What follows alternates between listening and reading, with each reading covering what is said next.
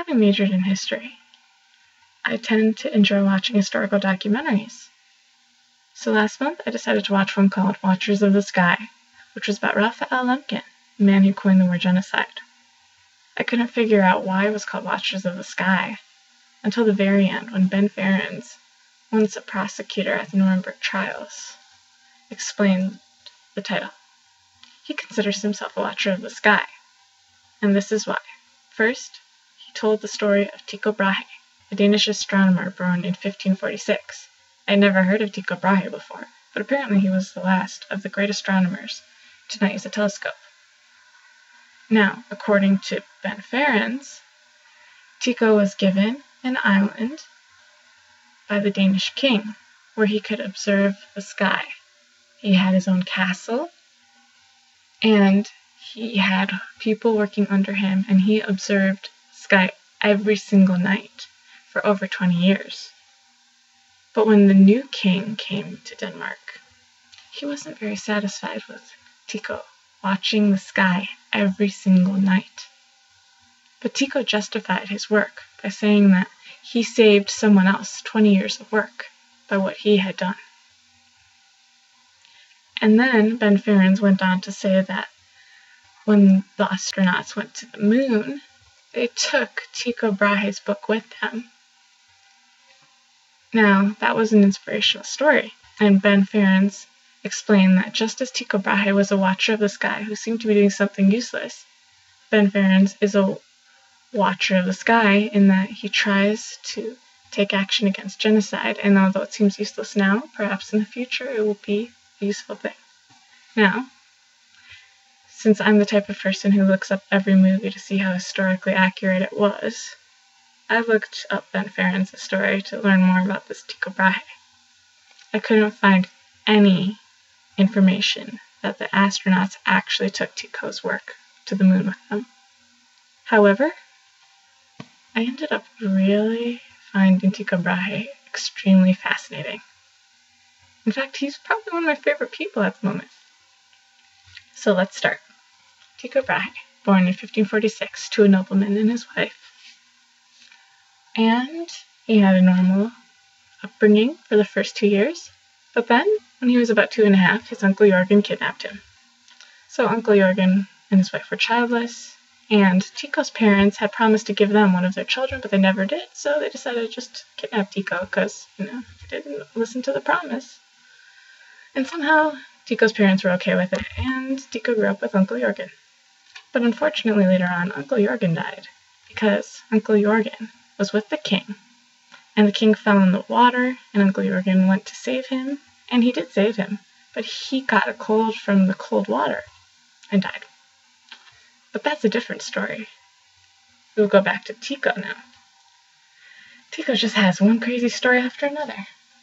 At age 14, he decided to become an astronomer after seeing a lunar eclipse. Now, for a nobleman, that's not exactly the job his father would have liked, or his uncle. But he ended up going to the University of Wittenberg in Germany, but left because of the plague. So he went to a university in Rostock, Germany. And he ended up leaving there too, because he didn't want to pay a fine for having dueled on the school's property. Now, this duel was affecting the rest of Tycho's life, ultimately, because it was against his third cousin over some mathematical quarrel, and the third cousin ended up slicing off Tycho's nose. And so Tycho always wore a fake nose. It was rumored that it was always gold or silver, but when his body was exhumed in 1901, there was green around the area of his nose, so it's believed that it really was copper or bronze nose. But anyway, he wore a fake nose the rest of his life. Now, Tycho ended up getting married around the age of 25, and since he was a nobleman, he wasn't supposed to marry below his class, but he fell in love with the minister's daughter, and since it was illegal to marry her, he lived with her 3 years, and then, after living with someone for 3 years, it's called a common law marriage. So he was considered married by common law, but his wife and his children would never gain noble status. Now, Tycho ended up getting the island of Hven from the king. And ultimately, Tycho owned 1% of Denmark's wealth at the time. By the way, side note, Tycho was related to a Guildenstern and a Rosencrantz. And if you've read Shakespeare, you know those characters. He was distant cousins of them, and he lived by Elsinore, which is also mentioned in Shakespeare, all in Hamlet. But back to Tycho and the island of Hven. He owned a lot of wealth, he was a very arrogant man, and he mistreated people on the island. He had a jester, who was a dwarf, named Jeppe. Jeppe attempted to escape several times, but failed.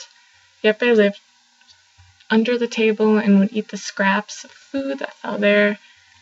Jeppe was believed to have psychic powers. Tycho also owned an elk. Now, one day he decided to loan his elk to a friend, and the elk ended up drinking some beer at the party, fell down the stairs, and died. Yes, true story. Anyway, Tycho lived on Hven for about 20 years or so, and the new king of Denmark ended up not liking Tycho much, so he stopped funding, and so Tycho left. Ended up being under the patronage of another king. The king lived in what was then Bohemia, today is Prague, and Tycho had a good life there as well, and ended his days there. He ended up having a very famous pupil named Johannes Kepler, and Kepler actually used much of Tycho's work in his own work. And also, it should be noted that Tycho did not believe in the Copernican theory, that the Earth and the planets revolve around the sun. But unlike what most people believed at the time, that the planets and the sun revolved around the Earth, Tycho believed that the planets revolved around the sun, that the Earth wasn't one of those planets, and that the sun, with the planets revolving around it, revolved around the Earth. So the Earth was the center still. Kepler ended up proving Tycho wrong through Tycho's own works. Now, Tycho died at the age of 54, and it is disputed how he died. According to Kepler, Tycho was at a party and had drunk too much and had to go to the bathroom very badly. But he didn't want to be rude, so he didn't leave. He kept drinking anyway. And then afterwards, he felt horrible. And he felt sick for days, couldn't use the bathroom, and ended up dying. Well, some speculated it was kidney stones. Later on, in 1901, when his body was exhumed, there was mercury found on his beard, so he was believed to be poisoned. Some conspiracy theories came that Tycho had an affair with the king's wife, and that actually inspired Shakespeare and Hamlet, although Hamlet's actually based on another work. And then there was a conspiracy that maybe Johannes Kepler poisoned Tycho because he wanted his works. Then, when his body was exhumed again more recently, it was believed that it wasn't enough mercury to be poisoning, and ultimately scientists believe that he had prostate issues, and that's how he died. But nonetheless, Tycho is quite a fascinating man. Not as inspiring as Ben Farren's made him out to be in the documentary, but I couldn't get enough of reading about him, and I hope you enjoyed hearing about him as well.